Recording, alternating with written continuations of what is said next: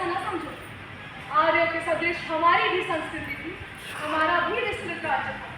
जब मैंने उस घटना के बाद अर्जुन के साथ आते हुए नागराज वासुकी को आत्मसमर्पण किया था, तब भी इस साहसी और वीर जाति पर मेरी श्रद्धा थी। शूद्र गोत्र से लेकर ब्राह्मण तक की समता और नारी मात्र के प्रति समदर्शी होने की बातें मैंने श्री कृष्ण के मुख से कई बार सुनी थी। वही मेरे आत्मसमर्पण का कारण हुई। क्या कहूँ, जिसकी तुम इतनी प्रशंसा कर रही है, उसी ने इस नाग जाति को विनाश छोड़ फेंक दिया। नहीं तो क्यों प्रबल नाग जाति वीर और शौर्य में आर्यों से कम थी। जब नागों ने वीरों के साथ होकर यादवियों का अपहरण किया था, तब धनंजय की वीरता भी विकसित हो गई। बहन, वह पसंद ना छोड़े। वह आर्यों के लिए लज्जाजनक अवश्य है, किंतु उनकी वीरता पर कलंक नहीं है। क्या मैं तुम्हारे भाई को प्रसन्न होकर अपनी इच्छा से नहीं चली आती? क्या आखिरी रहने की आज्ञा अपनी चरित्र पसंद की पराकाष्ठा दिखाकर उन आक्रमणकारियों के साथ नहीं चली गई? जब वे स्वयं ही लुटेरों को आत्मसमर्पण कर रही थी, तो इसमें अर्जुन की वीरता क्या है? अरे जब उनमें कोई बात ही न थी, तब फिर वो क्यों आई? मैं यहाँ जन्म सुनने नहीं आई। यदि श्री कृष्ण चाहते तो यादवों का नाश न होता, किंतु हाँ, उसका परिणाम अन्य जातियों के लिए भयानक होता। और मनसा, ये समझ रखना कि कुकुर वंश के यादवों की ये कन्या किसी के सिर का बोझ होकर नहीं आई है। इस हृदय में केवल अबलाओं का हृदय ही नहीं खड़ा है। सरना, मुझ में भी ओजपूर्ण नागरत है। इस मस्तिष्क में राजेश्वरी होने की कल्पना खुमारी की तरह भरी हुई है। वो अतीत का इतिहास याद करो, जब स्वस्थ नाग जाति खांडव वन में अपना उपनिवेश बनाकर रहती थी। उस समय तुम्हारे कृष्ण ने जो विश्व मैत्री और साम्य का पाठ पढ़ा था, क्या उसे तुम सुनोगी? और जो निशंसता आर्यों ने की थी, उसे अपने आंखों से देखोगी? ये है मनसा, नागराज वासुकी की बहन। और ये है शर्मा, जिसने विश्व मैत्री के लिए एक नाग से शादी कर ली। मनुष्य जाति और नाग जाति एक दूसरे के खून के प्यासे थे। क्यों?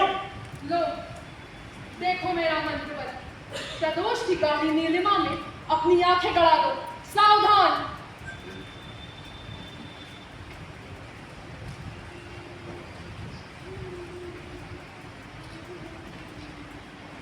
भयानक जंतुओं से पूर्ण या खांडवन देकर उन्होंने हमें अच्छा मूर्ख बनाया।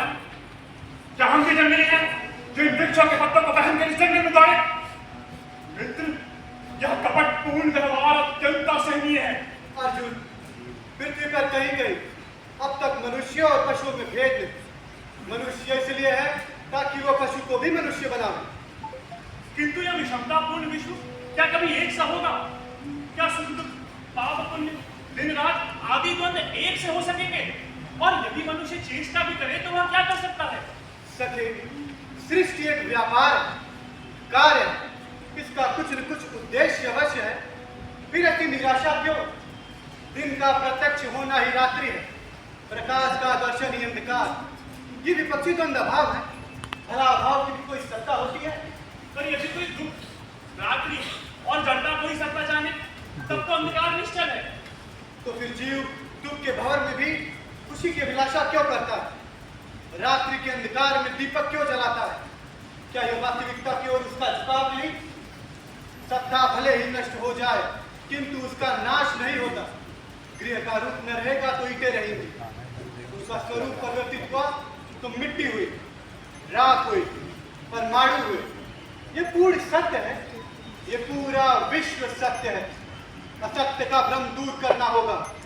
मानवता की घोषणा करनी होगी। सबको समता में लाना होगा। अरे सखी, तो ये बताओ मैं यहाँ पे क्या करूँ? तुम तो न जाने कैसी कैसी बातें करते हो। कुछ तो समझ में नहीं आती, और जो समझ में आती है उन्हें व्यवहार में लाना अत्यंत कठिन है। अरे इस नाग जाति को हम किस रीति से अपनी प्रजा बनाएंगे? ये ना तो सामने आके डरते हैं और ना ही अधीनता स्वीकार करते हैं। मैं यहाँ पर क्या करूँ सके? पुरुषार्थ करो, जड़ता हटाओ। इस वन्य प्रांत में मानवता का विकास करो, जिससे आनंद फैले। इस दृष्टि को सफल बनाओ। फिर वही पहेली। अरे इन वृक्षों को